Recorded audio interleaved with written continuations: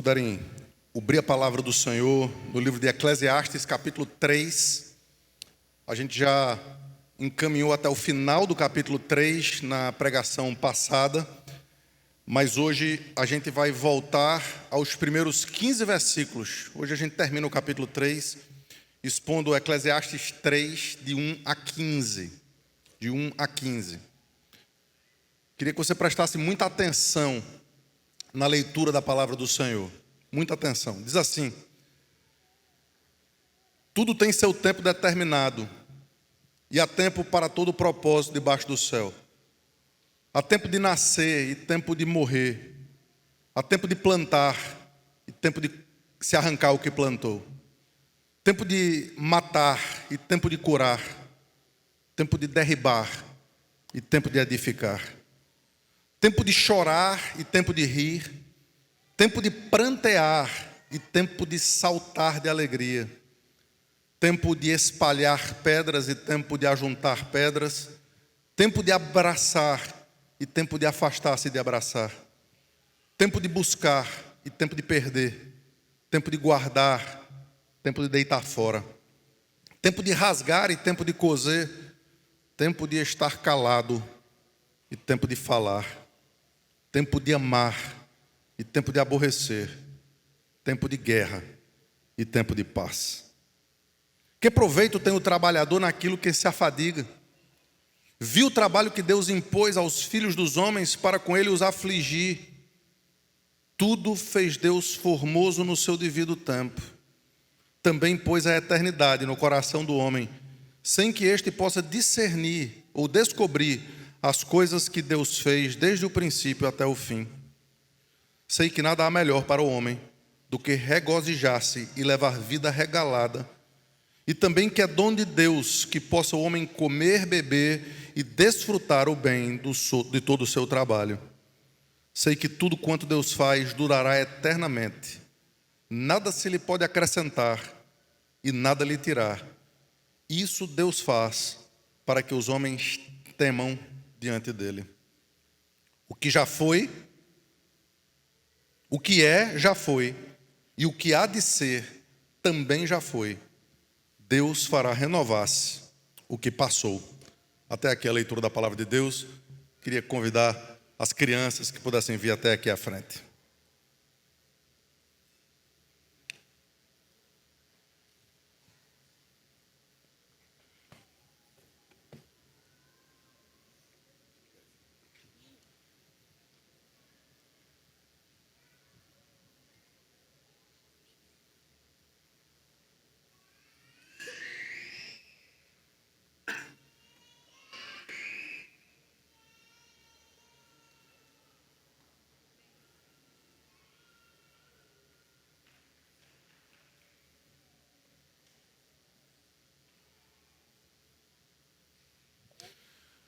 Oi, gente, bom dia.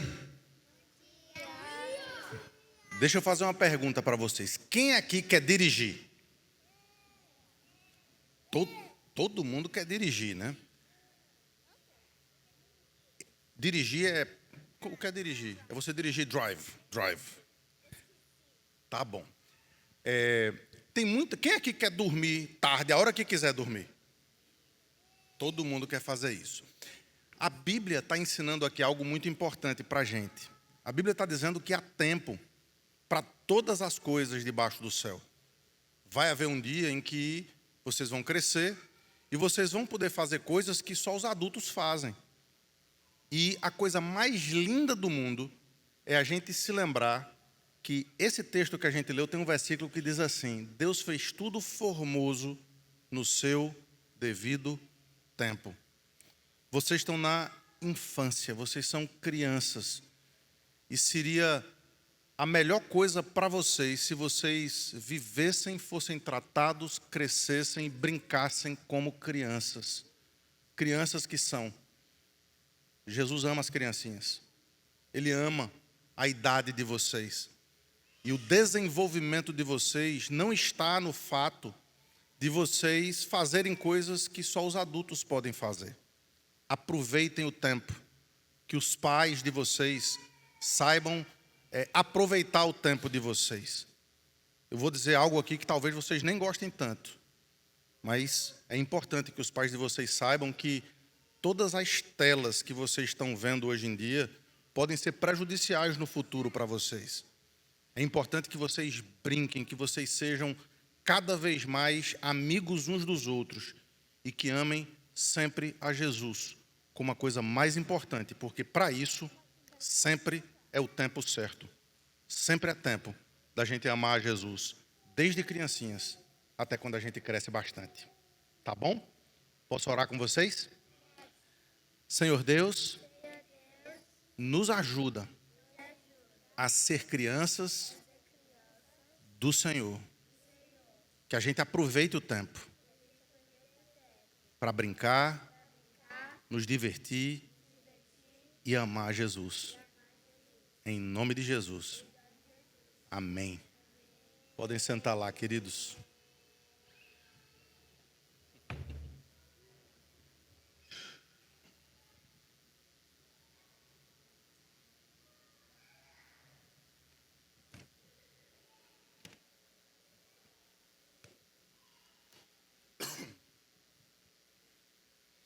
Algum tempo atrás, eu tive uma oportunidade única na vida de me assentar e jantar com um dos maiores autores da nossa era sobre aconselhamento bíblico e sobre teologia pastoral. O nome dele é Jay Adams. Jay Adams já foi para a glória, mas enquanto eu estudei no Greenville, ele morava ali perto, eu tive algumas interações com ele. E um dos seus livros que certamente mais impactou a minha vida, infelizmente ele nunca foi traduzido para o português. Eu gostaria muito que alguém pudesse traduzi-lo para o português. A tradução seria mais ou menos assim: equilíbrio delicado na vida cristã. Todas as coisas que a gente precisa entender em relação à vida cristã é equilibrada. E o equilíbrio, o ponto de equilíbrio, é precisamente a palavra de Deus. Às vezes, muitas pessoas que falam em nome de equilíbrio, eles pensam que o equilíbrio é alguma coisa entre a Bíblia e algo radical. Entretanto, nós vamos perceber que há radicalismos em todas as direções, e o ponto de equilíbrio, o ponto de delicadeza naquilo que a gente precisa entender como sendo o lugar certo da gente olhar, o caminho certo da gente trilhar, está aqui nesse livro velho, nesse livro antigo. Entretanto, nada pode ser mais atual do que as palavras das Escrituras. A vida cristã, ela sempre vai trazer esse tipo de questionamentos. Deus é absolutamente soberano. Isso é absolutamente indiscutível nas páginas das Escrituras. Mas nós somos totalmente responsáveis pelas nossas ações. Como é que essas duas coisas podem andar juntas? Ora, não temos todas as respostas para isso. O certo é que a Bíblia afirma categoricamente que sim, somos responsáveis, sem que Deus perca um segundo a sua soberania, porque todas as coisas estão descobertas e patentes diante dos seus olhos. Porque não há um dia que não tenha sido determinado por Ele. E assim, queridos, vai em relação à oração e ação. Nos é dito que nós precisamos pedir todas as coisas a Deus em oração, porque tudo depende de fato dEle. Mas a boa doutrina bíblica nos ensina que orar simplesmente e não fazer nada é blasfemar contra o nome de Deus. Nós precisamos orar e labutar, trabalhar, desenvolver a nossa vida para que ao levantarmos das nossas orações, nós coloquemos em prática aquilo que nós oramos. A mesma coisa se dá em relação à justiça e perdão. Muitas vezes nós queremos agir em relação à nossa vida de acordo com a justiça absoluta, principalmente quando fomos afetados em alguma coisa. Mas quando nós afetamos as pessoas, nós queremos que simplesmente elas nos perdoem. Ora, essas duas coisas, elas precisam andar juntas. É preciso haver perdão, isso faz parte do cristianismo. Agora, o perdão traz consigo a verdade. Equilíbrio, queridos, entre doutrina e prática. Não adianta nós termos todo o conhecimento doutrinário do mundo.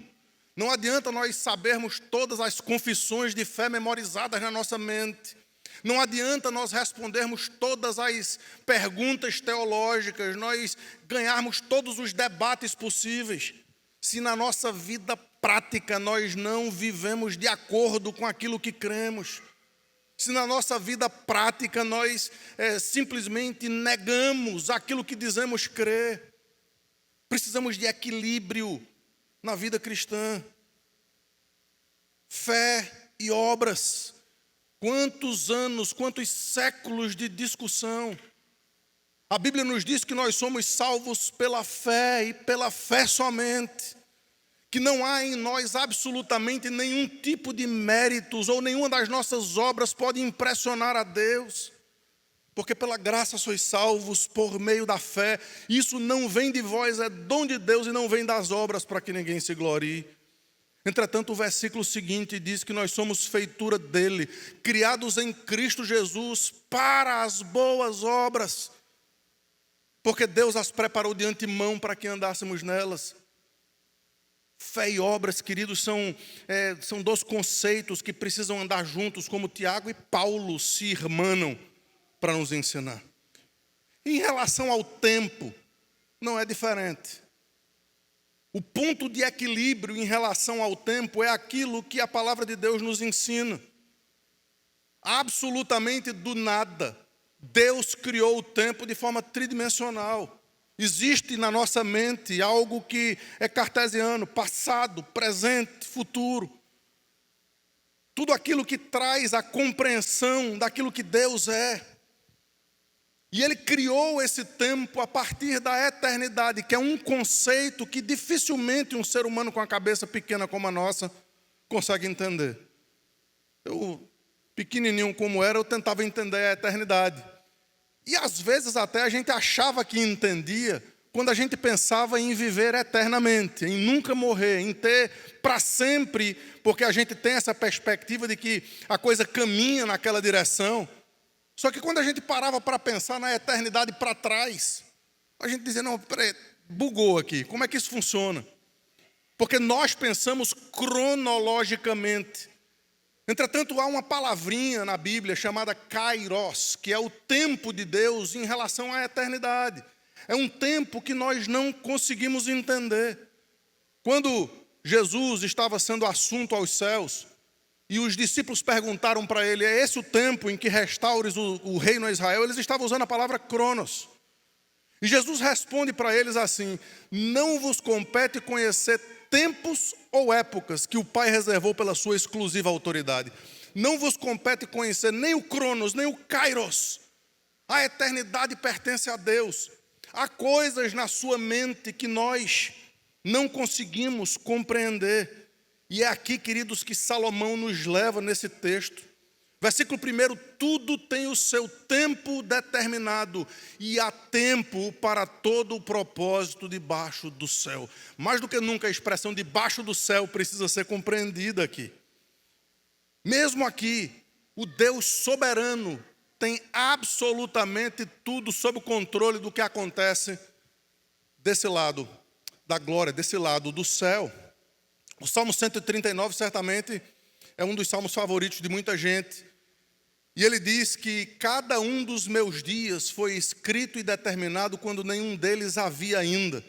E Davi, ao declarar essas coisas, pela inspiração do Espírito Santo, ele diz assim, Senhor, tal pensamento é maravilhoso demais, é sobremodo elevado, não posso atingir.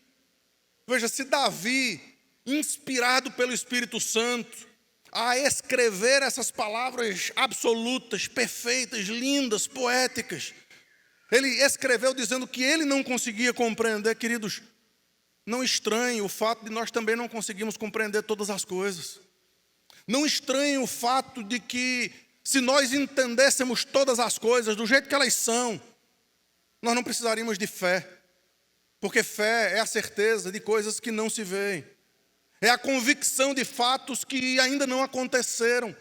Nós temos fé que lá no passado, Um homem chamado Jesus Cristo morreu num pedaço de madeira. E a partir daquela morte, gente pecadora como eu e como vocês, pode simplesmente crer nesse fato que não vimos. E porque nós cremos nesse fato que não vimos, nós somos transportados da morte para a vida. Nós que estávamos rumando para o inferno, agora aguardamos com ansiedade o reino do Filho do seu amor. Por quê? Porque no futuro também nós cremos que haverá um dia em que esse Jesus que morreu e ressuscitou 2000 anos atrás, voltará em glória, no tempo determinado pelo Pai, porque tudo tem seu tempo determinado debaixo do céu. E aqui, queridos, nos versículos de 1 a 8 desse texto, na verdade de 2 a 8, o pregador mostra 28 atividades que simbolizam todo o ciclo da vida. Há uma lista aqui de elementos opostos, 14 elementos positivos e 14 elementos negativos. Vida e morte, riso e choro, ajuntar e espalhar, gargalhadas e prantos terríveis. E à medida em que esse texto vai sendo desenvolvido, desenrolado, é como se uma coisa necessariamente ou anulasse a outra, ou trouxesse precisamente esse equilíbrio debaixo do céu. Em algumas circunstâncias, queridos, esse equilíbrio precisa ser compreendido aqui. Vejamos o texto a partir do versículo 2. Há tempo de nascer e há tempo de morrer. Ele começa trazendo algo que nós não temos absolutamente controle nenhum. Absolutamente nenhum. Ninguém aqui teve controle do dia da sua morte, ou do dia do seu nascimento. Ninguém aqui teve controle ou escolheu entrar no ventre de sua mãe e simplesmente sair no dia em que bem entendesse. Quem certamente ensina bastante nessa compreensão aqui de que a vida e a morte estão nas mãos de Deus é o salmista Davi, é o rei de Israel. Ele teve um filho com Batseba. E enquanto aquele filho com Batseba estava doente, certamente com a febre que o levaria à morte, o texto do Velho Testamento nos diz que Davi orou e jejuou.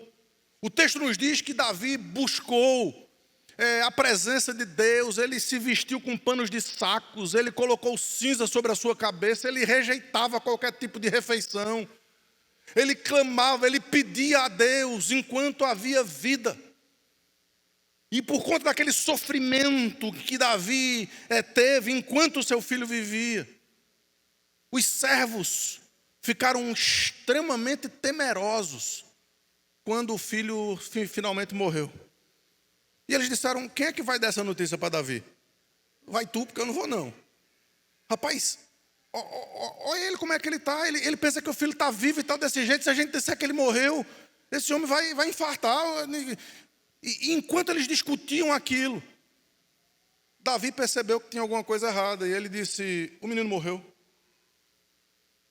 Eles não tinham como mentir. E o texto diz que eles se afirmaram: sim, o rapaz foi levado. E o texto nos diz que Davi foi tomar banho, mandou colocar o jantar, tirou o pano de saco, tirou a cinza e disse: a vida continua. Coloca o jantar aí, vamos orar e agradecer ao Senhor. Os servos disseram: Davi, a gente não está entendendo. Quando o menino estava vivo, você estava triste, você estava... Ele disse: olha, eu estou triste, não tenho dúvida em relação a isso. Mas a frase é essa: enquanto o menino estava vivo, eu orava, porque pudesse ser que Deus o trouxesse de volta. Eu não posso ir, ele não pode voltar a mim, mas certamente eu irei a ele. Essa perspectiva de fé extraordinária fez com que Davi mudasse completamente a compreensão de sua vida. A vida continua, independentemente do que acontece nas nossas vidas.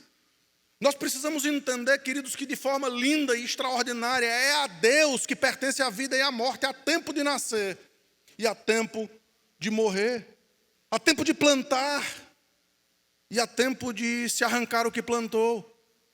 A gente vive numa sociedade que não entende isso. A gente está criando muitas vezes os nossos filhos para colherem aquilo que eles não plantaram. Isso não vai fazer bem para eles. A gente falou um pouco sobre isso aqui na semana passada, na semana retrasada.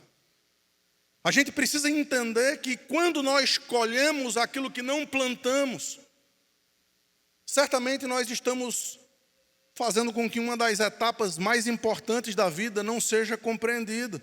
E não daremos valor àquela colheita porque não nos custou absolutamente nada.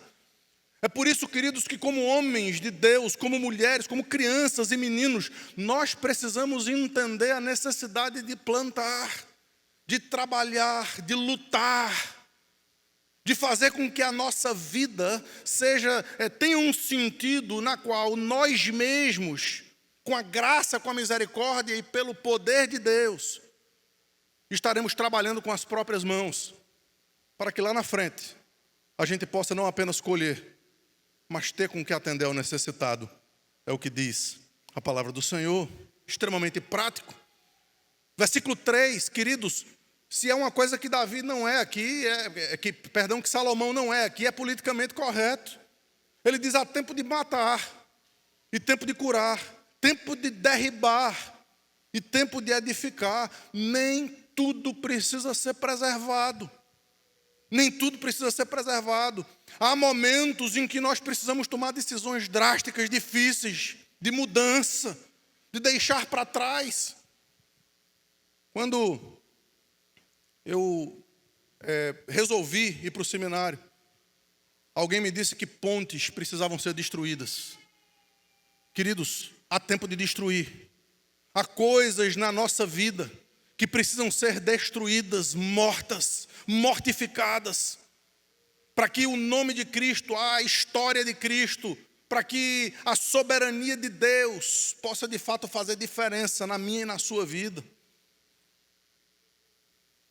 A vida é normal, há tempo de chorar e há tempo de rir, há tempo de prantear e tempo de saltar de alegria. Chorar e rir a gente consegue fazer às vezes em 1 minuto, mas prantear e saltar de alegria são estações da vida que às vezes a gente passa. Tem época na vida da gente que tudo dá certo. Tudo dá certo. Tempo de saltar de alegria, tempo de dançar. Aliás, essa é a palavra original do texto, tempo de dançar. Tempo de fazer com que claramente a nossa vida seja aproveitada aqui da melhor forma possível. Mas tem época na nossa vida que tudo dá errado. Que nenhum projeto vai para frente, que coisas são escavadas e escavucadas e a vida parece que vira num turbilhão terrível. Veja, Deus não perde o controle absolutamente de nada em nenhum desses momentos. Eu e vocês, ao aprendermos isso, nós vamos conseguir viver melhor sobre qualquer situação, sobre qualquer circunstância. Tem gente que só sabe viver quando está tudo bem. Quando a conta bancária está cheia. Se sabe viver. Se sabe viver. Mas pelo menos parece aproveitar a vida. Às vezes de forma errada. Mas o apóstolo Paulo nos diz que nós devemos aprender a estar contente em toda e qualquer situação. Se nós rimos, se nós gargalhamos, nós devemos fazer isso com a convicção de que aquilo não pode ter um fim em si mesmo. E nós fazemos isso para a glória de Deus. Se nós choramos, se nós pranteamos, como disse Piper, nós não devemos perder a oportunidade, nós não devemos perder a oportunidade que Deus nos dá para aproveitar aquele sofrimento e aquela tristeza para a glória de Deus, para que tudo na nossa vida tenha a mesma direção, a vida é normal. Tempo de espalhar pedras, tempo de ajuntar pedras. Aqui o linguajar é agrícola. Às vezes as coisas precisam ser colocadas para um lado, para o outro. Quando eu estava estudando sobre essa mensagem aqui, eu me lembrei da primeira igreja que eu plantei lá em Triunfo, no sertão de Pernambuco. Quando um grupo de americanos veio para... 15 ou 16 jovens e adolescentes vieram para fazer missão. E a pessoa que estava construindo no sítio Santana a nossa igreja disse: pastor, aqui a gente vai ter bronca para conseguir construir, porque o buraco aqui é muito grande. A gente precisa de encher isso aqui de pedra. Tinha pedra por todo lado lá no sítio Santana. E a missão daqueles americanos foi carregar literalmente pedra, trazer pedra de todo lugar para encher aquele buraco. E eu me lembro de um deles, David, o filho do pastor Blizzard, me perguntando assim, disse: mas vem cá, é isso que a gente veio fazer aqui, carregar pedra, né? E esse texto me veio imediatamente à mente. Existem tempos de carregar pedra, existem tempos de ajuntar pedras, e hoje está lá funcionando uma igreja, está lá funcionando um local onde crianças são reunidas todos os domingos. Hoje de manhã existem crianças lá ouvindo a mensagem do Evangelho de Deus, porque alguém um dia carregou pedras e juntou pedras ali. Tempo de abraçar e tempo de afastar-se de abraçar. Queridos, como isso toca a gente que é imigrante aqui nesse país. Certamente a gente gostaria de abraçar aquelas pessoas que a gente mais ama, que estão lá no Brasil, que a gente tem saudade. Mas existem estações e tempos na vida da gente em que esse afastamento ele é natural, ele é necessário, faz parte da vida. E por mais difícil que isso seja, isso faz parte de um plano de Deus. Por quê? Porque ninguém ou nada pode ser a nossa fonte última de conforto, de prazer. Nós precisamos entender, queridos, que se perdermos tudo na vida, mas sobrar apenas Cristo é tudo que nós precisamos para sermos completamente satisfeitos nessa vida. Tempo de buscar e tempo de perder, tempo de guardar, tempo de deitar fora, tempo de rasgar, tempo de coser. Queridos, nos detalhes aqui, a gente entende que as circunstâncias não são as coisas que devem fazer com que o nosso coração se desespere. Mas no final do versículo 7 ele diz aqui: tempo de estar calado e tempo de falar. E como a gente precisa aprender esse conceito aqui.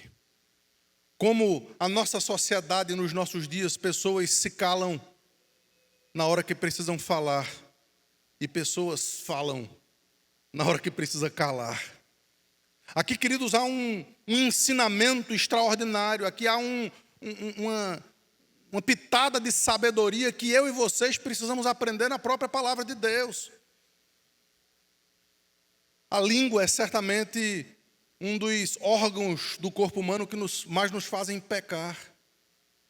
A língua, segundo Tiago, capítulo 3, é um órgão tão pequeno, mas ele é capaz de fazer danos terríveis a reputações, a famílias, a amizades, a igrejas. Quando nós falamos daquilo que não compreendemos, ou quando entendemos, ou achamos que conhecemos as circunstâncias, e por conta disso falamos para as pessoas erradas, das formas equivocadas, nós não apenas quebramos o mandamento do Senhor, o que já seria terrível por natureza, mas mais do que isso, queridos, nós contribuímos para o avanço do reino de Satanás. Nós contribuímos para que o reino de Cristo seja dividido, porque toda casa dividida contra si mesma ficará deserta. Aprendamos com o nosso Salvador quando é tempo de calar. O texto nos diz que para o cumprimento da vontade de Deus, ele foi injustamente levado para aquela cruz. Mas ele foi, o texto diz, como uma ovelha muda perante os seus tosqueadores. Ele não abriu a sua boca. Nós cantamos aqui Isaías 53. Ele não abriu a sua boca, por quê? Porque ali, por mais justiça que fosse, por mais verdade que fosse, era hora de calar, para que o cumprimento da vontade de Deus pudesse acontecer. E quantas vezes eu e vocês precisamos nos calar, quando o que está em jogo é a nossa reputação, quando o que está em jogo é a nossa justiça, é a nossa vontade. Entretanto, o outro lado da moeda também é verdadeiro. Quando nós vemos uma outra pessoa numa situação de perigo, numa situação de injustiça, numa situação de dificuldade, nós muitas vezes nos calamos porque não queremos nos envolver. Entretanto, queridos, esse é o momento de falar. Aliás, Quantos de nós não fala daquilo que deve ser o assunto mais precioso nas nossas bocas, porque a boca fala do que o coração está cheio. A gente às vezes fala tanta besteira. Eu gosto de falar besteira. Mas às vezes a gente exagera nas besteiras. E a gente perde oportunidades de falar sobre as coisas mais preciosas da vida. Às vezes porque a gente tem vergonha. Às vezes porque a gente tem medo das circunstâncias. Às vezes porque a gente não sabe como as pessoas vão reagir. E quantas oportunidades da pregação do Evangelho passam diante de nós seladas. E nós simplesmente não falamos, queridos. Devemos pregar, diz o apóstolo Paulo, a tempo e fora de tempo. Insta, quer seja oportuno, quer não, corrige com toda longanimidade e doutrina. Nós precisamos ser conhecidos como um povo que cala a sua boca. Quando, ao abrir da nossa boca, nós vamos fazer confusão, fuxico, fofoca, falatório, insano, impertinente, destruidor, mas que abre a nossa boca para abençoar, para trazer a mensagem do Evangelho. Nós precisamos entender que há tempo de falar e há tempo de estar calado. No versículo 8, há tempo de amar e há tempo de aborrecer. Mais uma vez, queridos, não há nada politicamente correto aqui. Nós precisamos amar os que amam a Deus. Mas no mesmo Salmo 139, o salmista Davi diz: não aborreço eu, Senhor, os que te aborrecem. Odeio-os com ódio consumado. Para mim são inimigos de fato. Perceba, queridos, que tudo aquilo que vem contra Davi, veja a história dele, tudo aquilo que vem contra ele quase que ora como Salvador e filho dele. Senhor, perdoa-lhes porque eles não sabem o que fazem. Alguém jogando pedra em Davi, alguém gritando contra Davi. O comandante dele diz: quer que eu dê um jeito nele? Acabo com a raça dele na hora. Aí Davi diz assim: não, senhor, faça isso não, talvez ele esteja certo. O fato, queridos, é que se alguém fala mal de nós, de mim ou de vocês, é porque eles não conhecem as profundezas que há nos nossos corações, porque se conhecessem falariam pior. Falariam pior. Nós precisamos entender que há tempo de odiar aquilo que Deus odeia. Mas como nós precisamos entender que a glória do Evangelho reside na coroa dos mandamentos, que é o amor. Temos ouvido pregações em 1 João, pelo pastor Augusto, e queridos, um dos testes da vida cristã é se nós nos amamos uns aos outros. É se nós de fato vivemos a nossa vida não de nós para nós mesmos, mas entendendo que o amor é o cumprimento de toda a lei. Como é que Jesus resume a lei? Amarás a Deus sobre todas as coisas e ao próximo como a si mesmo. Há tempo de guerra e há tempo de paz.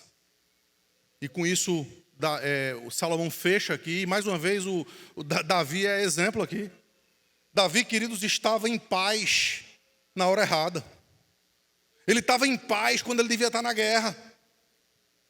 Ele estava lá no seu palácio, o povo dele lá, ele como líder, o povo dele lá guerreando, e Davi lá no palácio. Acordou 4 horas da tarde, brechou a mulher do lado. E o que aconteceu? O maior pecado da história, da sua história, da sua vida. Por quê? Porque ele estava em paz quando devia estar em guerra. Aliás, Zacarias é um livro extraordinário. Zacarias é um livro que ensina para a gente uma história que vocês precisam reler. Quando o povo de Deus estava vivendo de todo jeito, de qualquer jeito, mas aparentemente havia paz, e Jeremias gritava: estão dizendo paz, paz onde não há paz. Zacarias veio, e a visão dele diz que Deus mandou 4 cavaleiros aos 4 cantos da terra. E aqueles cavaleiros voltam, e Deus pergunta: olha, como é que está a terra? E Deus diz assim, e os cavaleiros: está tudo em paz. Ora, qualquer Deus ficaria satisfeito com isso, mas não o Deus da verdade. Deus se irou dizendo: esse povo não pode estar em paz com tanto pecado. Esse povo não pode estar em paz e tranquilo quando tudo vai mal na vida deles de santidade. E, queridos, eu e vocês precisamos ouvir isso. Se você está em paz e segurança e conforto, mas vivendo uma vida de pecado, você está dizendo paz, paz, onde não há paz. Não pode haver paz numa vida de pecado. Não pode haver paz numa vida que você está simplesmente usufruindo daquilo que o seu coração deseja. Entretanto, o outro lado da moeda precisa ser compreendido também. Tem muita gente hoje em dia que vive para fazer guerra. Que qualquer assunto é para dividir. Que se vai para o Instagram ou para o Facebook é para fazer infuca, confusão, fofoca. É para reclamar dos teólogos. É para dizer que está tudo errado. Quero pedir aos tradutores perdão pela palavra infuca, que nem eu sei traduzir isso aqui. Tem muita gente beligerante demais. Há tempo de guerra. Que nós possamos guerrear contra os nossos próprios pecados. Aliás, não é isso que Jeremias diz nas suas lamentações? Ele diz precisamente isso. Ele diz, de que pois se queixa o homem vivente? Tudo estava ruim, a cidade estava destruída. De que pois se queixa o homem vivente? E ele diz assim, queixe-se cada um dos seus próprios pecados. Se qualquer coisa ruim acontece na sua vida, querido, não culpe as circunstâncias, saiba que você merecia pior. Saiba que você merecia a ira de Deus eterna. Mas é no meio do caos, no meio da destruição, que Jeremias diz assim, eu quero trazer à memória o que me pode dar esperança. As misericórdias do Senhor são a causa de não sermos consumidos. Então, o que fazer? O versículo 9 diz assim, que proveito tem o trabalhador naquilo com que se afadiga? Se nós precisamos entender, queridos, esse equilíbrio que precisa haver entre os opostos, entre os polos dessa vida, para vivermos uma vida cristã equilibrada. Qual o proveito de fazer o que a gente precisa fazer? Qual o proveito de trabalhar de acordo com as circunstâncias divinas? Porque nem sempre elas vão ser ao nosso favor, de acordo com os nossos próprios olhos. Mais uma vez, Paulo nos ensina em Filipenses 4. Ele diz que nós devemos aprender a viver contente em toda e qualquer situação. O que traz a gente para algumas conclusões e aplicações finais dessa mensagem. Entre os versículos 10 e 15, a gente aprende aquilo que o Senhor Jesus ensinou com muita clareza em relação à nossa vida aqui nesse mundo. No mundo tereis aflições. O versículo 10 diz assim, viu o trabalho que Deus impôs aos filhos dos homens para com ele os afligir. Jesus não falou nada diferente de Salomão. No mundo tereis aflições. Deus colocou muitas vezes trabalhos, dificuldades, cardos, abrolhos, suor, pedra. Porque nós aprendemos com cada uma dessas dificuldades. Tentar viver sem aflições, queridos, é uma utopia que vai trazer para você descontentamento. Vai trazer para você, quando qualquer coisa der errada na sua vida, dúvida em relação ao Deus que você serve. A teologia aí fora diz o contrário disso. Diz que se você estiver passando por qualquer dificuldade, é porque Deus não está com você, é porque tem algum pecado que você precisa resolver, é porque tem alguma coisa errada na sua vida, é porque Deus não está olhando para você como deveria. Queridos, balela. Balela. As circunstâncias de Paulo pioraram na vida dele quando ele se converteu. Quando Paulo não era convertido, tudo dava certo, ele mandava em todo mundo, ele tinha dinheiro. Ele tinha cartas de recomendação para fazer o que quisesse bem entendesse. Mas quando ele se converteu, ele passou a ser de perseguidor a perseguido. Quando ele estava no centro, conversávamos ontem sobre isso no Wings of Faith, lá no pessoal da moto. A gente conversou um pouquinho sobre isso. Quando ele recebeu uma visão dizendo, passa a Macedônia. Ora, essa é a vontade de Deus, vamos para a Macedônia, tudo vai se abrir, tudo vai ser lindo, tranquilo. Aí ele entra em Filipos, preso. Ele vai para Tessalônica, apedrejado. Ele vai para Bereia, o pessoal de Tessalônica vai lá para dar-lhe na cabeça. Não há absolutamente nenhum tipo de paz ali, humana. Mas a paz que ele tinha excede todo entendimento. A paz que ele tinha não estava circunscrita às circunstâncias desse mundo. É muito melhor viver assim, queridos. Deixa eu dizer isso para vocês. Se você já tem experiência de fome e de fartura, se você já tem experiência de abundância e de escassez, se você já tem experiência de dias bons e de dias maus, e você conseguiu entender que Deus estava no controle de tudo, você sabe o que eu estou falando. Você sabe precisamente que viver dessa forma é muito mais leve, muito mais tranquilo, porque sabemos em quem temos crido e estamos certos de que Ele é poderoso para guardar o nosso depósito até aquele dia. Mirem-se no exemplo de Cristo, aquele que abriu mão da alegria que lhe estava proposta, não fazendo caso da ignomínia. Segundo lugar, primeiro, curtam as aflições com a perspectiva divina. Segundo, aproveite cada detalhe da providência de Deus. Versículo 11, o início aí. Tudo fez Deus formoso no seu devido tempo. Piper tem um livro dizendo: não desperdice o sofrimento, não desperdice o câncer, não desperdice a morte, não desperdice o desemprego, não desperdice a dificuldade de pagar o aluguel no final do mês, não desperdice as incertezas dessa vida, mas ao contrário, chegue-se a Deus, humilhe-se na presença do Senhor e no seu tempo Ele lhe exaltará. Entenda que todas as circunstâncias estão de fato descobertas em patentes diante de quem? O texto de Romanos nos diz o seguinte, que todas as coisas cooperam para o bem daqueles que amam a Deus. E quando ele diz todas as coisas, ele vai dizer mais na frente no capítulo 8, que nem a morte, nem a vida, nem principados, nem potestades, nem coisas do presente, nem do porvir, podem nos separar do amor de Deus, nem perigos, nem espada, nenhuma dificuldade, nenhuma perseguição pode nos separar do amor de Deus que está em Cristo Jesus, nosso Senhor. Por quê? Porque tudo Ele fez formoso no seu devido tempo. O tempo da dificuldade é o tempo de você chegar mais próximo de Deus. O tempo da alegria é o tempo de você chegar mais próximo de Deus. O tempo da infância é o tempo de você brincar para a glória de Deus. O tempo da velhice é para que você ainda dê frutos para a glória de Deus. Há sempre momentos na nossa vida onde precisamos ter a providência de Deus como foco. Terceiro lugar, ainda no versículo 11, queridos, não lute com a convicção de eternidade que existe no seu coração. E aqui, por favor, entenda que o evangelho precisa ser pregado. Também pôs Deus a eternidade no coração do homem, queridos, independentemente de quem você seja. Se você chegou aqui como alguém que deixa eu checar essa igreja, deixa eu ver o que é que esse pessoal fala, deixa eu ver o que é que esse pessoal diz. Queridos, há no seu coração uma angústia, uma dúvida, um buraco, porque a eternidade está no seu coração. Você não sabe o que vai acontecer depois da morte. Você não sabe, você não tem certeza, você é cheio de insegurança. Entenda que esse buraco, que essa insegurança, que essa dúvida, talvez seja o Espírito Santo falando no seu coração, dizendo: confie no Filho de Deus, confie em Jesus Cristo. Aquele que entrega o seu caminho ao Senhor e confia nele, certamente Ele fará todas as coisas em seu benefício.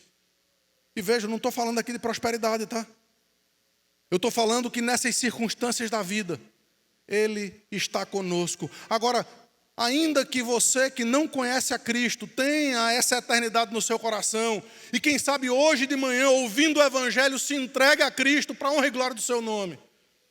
Essa realidade também precisa alcançar os crentes aqui.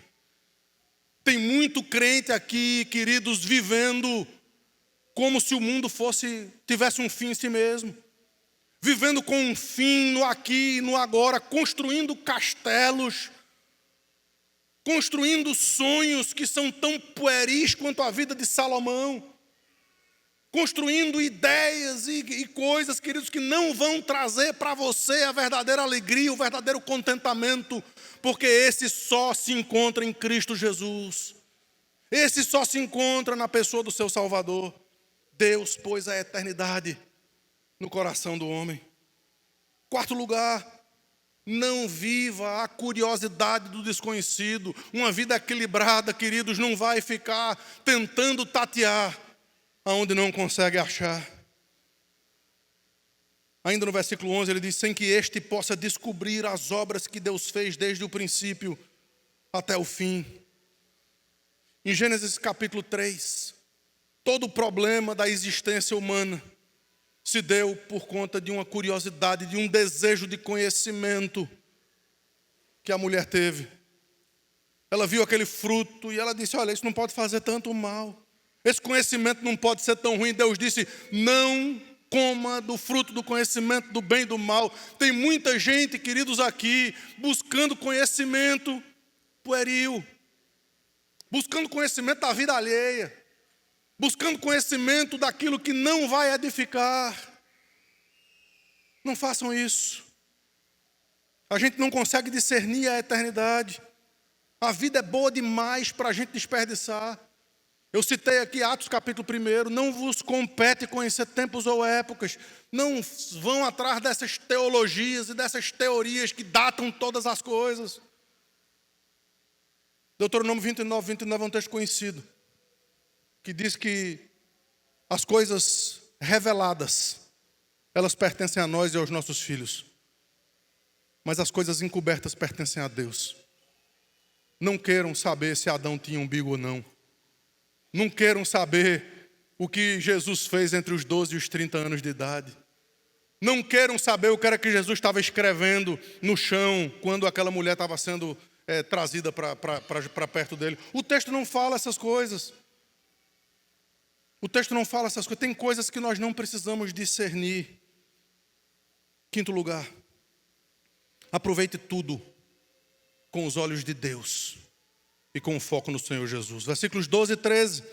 Sei que nada há melhor para o homem do que regozijar-se e levar a vida regalada, e que também é dom de Deus que o homem possa comer, beber, desfrutar o bem de todo o seu trabalho. Perceba, Deus não quer que nós não aproveitemos a vida.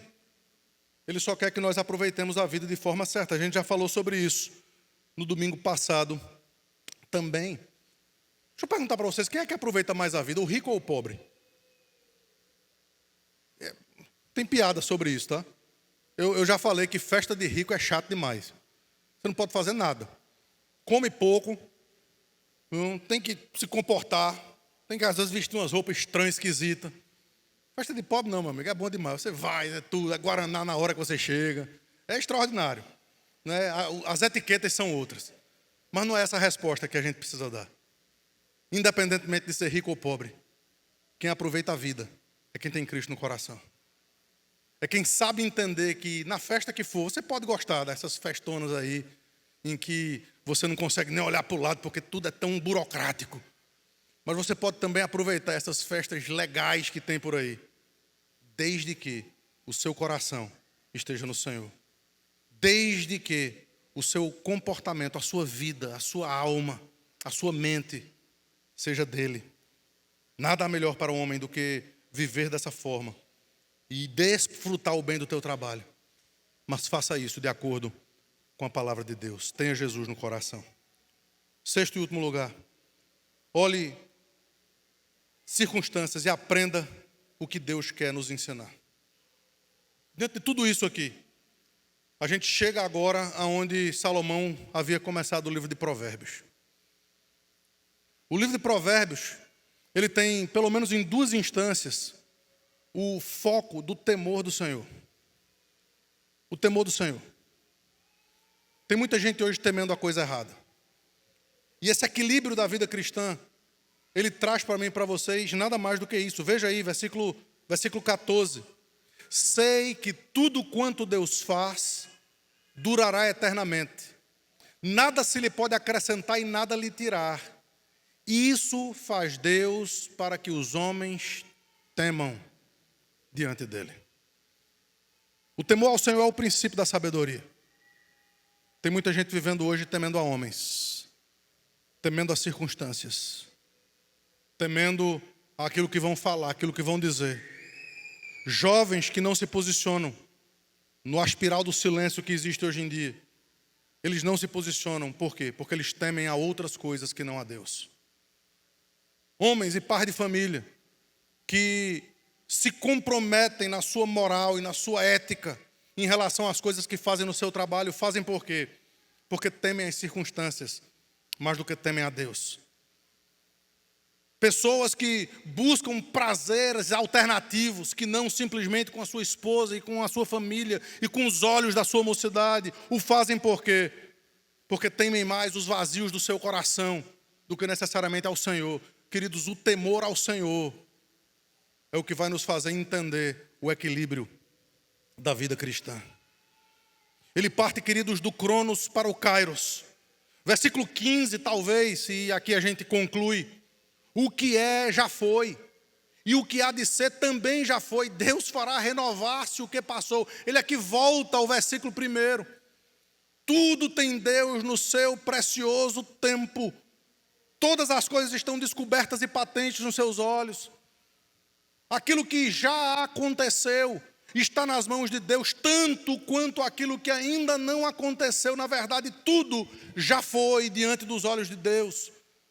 A eternidade está diante dele. Nós vemos as coisas cronologicamente, mas toda essa cronologia de milhares de anos não passam de um pequeno pontinho numa eternidade que nós vamos viver para a honra e para a glória dele. E se eu e vocês, como crentes, conseguirmos mudar essa chave na nossa mente, queridos, a gente vai viver diferente. Se você passar a deixar de viver com o coração nas coisas daqui e passar a viver com o coração e sua mente lá no alto onde Cristo vive, a sua vida vai mudar. As suas circunstâncias vão mudar. As suas perspectivas vão ser diferentes. Você vai ser mais completo.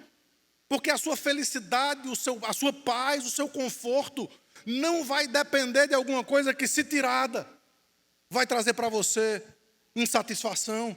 Porque a sua satisfação hoje talvez esteja no lugar errado. Se você perder seu dinheiro e perder a sua satisfação e perder o seu conforto em Cristo, esse dinheiro é ídolo para você. Se você perder o seu filho, a sua esposa, os seus amigos, as suas circunstâncias, e Cristo não for suficiente para fazer com que você esteja todo completo nele, queridos, como há muita coisa para a gente mudar ainda na nossa vida, na verdade. Pelo menos na minha época, eu estou falando isso aqui, estou pensando, e se acontecer comigo, querido, se acontecer comigo, tanto quanto com vocês, eu vou precisar de forças em Deus, para entender que é nele que nós precisamos nos segurar, e não nas coisas dessa vida, seja ela qual for. Vocês são lindas, amo vocês, mas vocês não podem ser ídolos na nossa vida. Vocês também precisam ser levadas aos pés de Cristo, sabendo que tudo depende dele, é tudo por ele, por meio dele e para ele. A ele, pois, a glória eternamente. Eu e vocês vivemos apenas um pedacinho desse tempo. Por isso, repito, a vida só pode ter sentido se vivida pela perspectiva do Criador. Porque ele é o alfa e o ômega. Ele é o princípio e o fim. Ele é o que tem o controle do Cronos e do Kairos. Ele é o primeiro e o último. Nele tudo subsiste. Ele é antes de todas as coisas, diz o texto em Colossenses. Tudo aponta para a plenitude do tempo. Quando daquela cruz ele gritou, está consumado. Está feito. Tudo que vocês precisam. Não é a próxima boa notícia, o próximo contrato, o próximo filho. Tudo o que vocês precisam é voltar-se para escutar aquela palavra que foi gritada da cruz do Calvário. Eu paguei o preço, para que você possa agora viver em novidade de vida. Para que você possa agora viver tendo Cristo como a única coisa que vai trazer segurança completa para você e para a sua vida. E nesse mundo que a gente vive, que ensina tudo diferente disso, você precisa muito mais de Cristo. Você precisa muito mais dessa compreensão. Vou pedir ao pastor Augusto que possa vir terminar com a oração.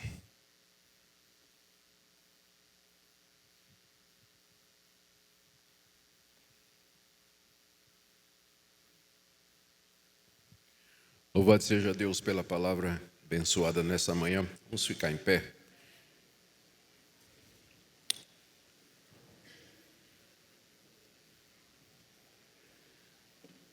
Deus, Tu tem o controle absoluto do Cronos e do Kairos. E nada nos acontece fora do Teu propósito. Ensina-nos a confiar nisso, para que nós não queiramos ser donos da nossa história, mas para que nós possamos nos submeter a Ti e nos entregar completamente a Ti, conforme acabamos de ouvir. Se há alguém que está aqui nesta manhã, Senhor, e que ainda não entendeu o que é que significa estar completamente submisso a Ti, entregue a Ti, eu peço que Teu Espírito Santo ilumine essa palavra pregada no coração de cada um. Eu quero orar pelos que sofrem, que eles entendam que há um tempo e que o Senhor não permitirá que nós soframos mais do que podemos suportar. Nós oramos, ó Deus, por essa igreja, que ela continue a ser um farol no meio desse mundo tenebroso, trazendo a luz da verdade, o Evangelho de Cristo. Oramos por outras igrejas nessa cidade, que os seus pastores e líderes sejam fiéis expositores da palavra de Deus, porque só Tua palavra realmente nos alimenta e nos liberta. Obrigado, Senhor, por esse dia, por esse encontro, por esse momento. Obrigado que nós podemos louvar-Te de todo o coração. Em nome do Senhor Jesus, por quem todas estas coisas são. Amém.